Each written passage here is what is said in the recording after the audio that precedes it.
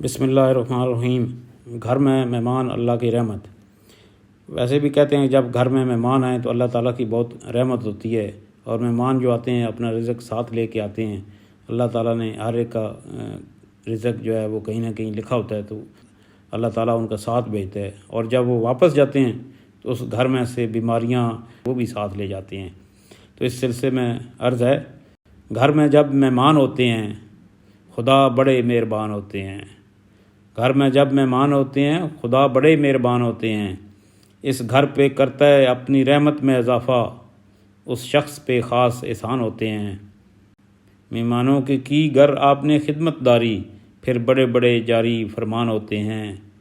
لکھا جاتا ہے پھر نام خوش نصیبوں میں، سوچ سے بڑھ کر آپ کو سلام ہوتے ہیں۔ مہمان لے جاتے ہیں آپ کے گھر سے بیماریاں بھی ساتھ، رحمتوں کے سائے ایسے عام ہوتے ہیں۔